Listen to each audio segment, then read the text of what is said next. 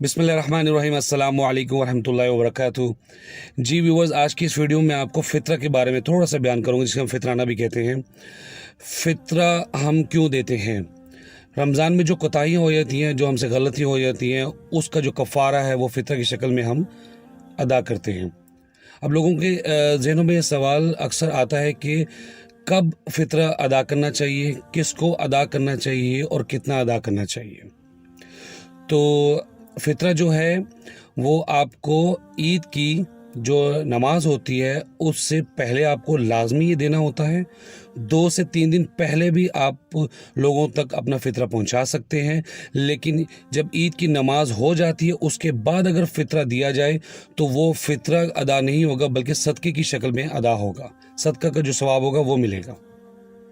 सवाल अब ये दूसरा पैदा होता है कि जो फ़ितरा है वो क्या दिया जाए फ़ितरा में।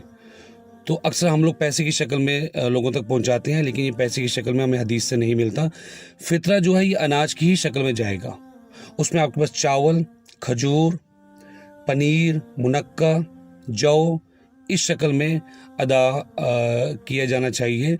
और जैसा कि आप जानते हैं कि चावल जो है ये थोड़ी महंगी आइटम है, तो लोगों के लिए इसको ख़रीदना ज़रा मुश्किल होता है। तो अगर चावल की ही शक्ल में आप देते हैं तो वो बहुत बेहतर है।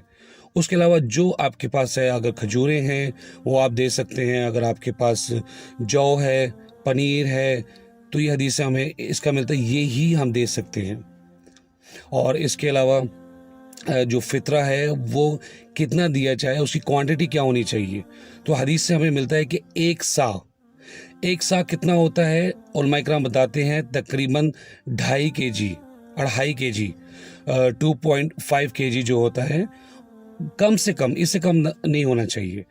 इससे ज़्यादा होगा तो सवाब ज़्यादा मिलेगा, लेकिन इससे कम नहीं होना चाहिए 2.5 kg। तो और ये किस किस के सर पे होता है, किस किस को देना, किस किस के हवाले से देना चाहिए। घर का जो सरबराह होता है, जो हेड होता है, वो अपनी औलाद का, बीवी का, अपने अंडर जो काम करने वाले उनका, और जो बच्चा माँ के पेट में है उसका भी फ़ितरा अदा करेगा। जो कमाता है, जो घर का सरबराह है, वो इन सब का, जो उसके अंडर आते हैं उन सब का ये फ़ितरा अदा करेगा। तो उम्मीद करता हूँ ये वीडियो आपको पसंद आई होगी। इंशाल्लाह नेक्स्ट वीडियो मिलूंगा नेक्स्ट टॉपिक के साथ। तब तक के लिए मुझे इजाज़त दीजिए। अस्सलामु अलैकुम वरहमतुल्लाहि वबरकातुहू। सुब्हान रब्बिका रब्बिल इज़्ज़ति अम्मा यसिफून व सलामुन अलल मुरसलीन वल्हम्दुलिल्लाहि रब्बिल आलमीन।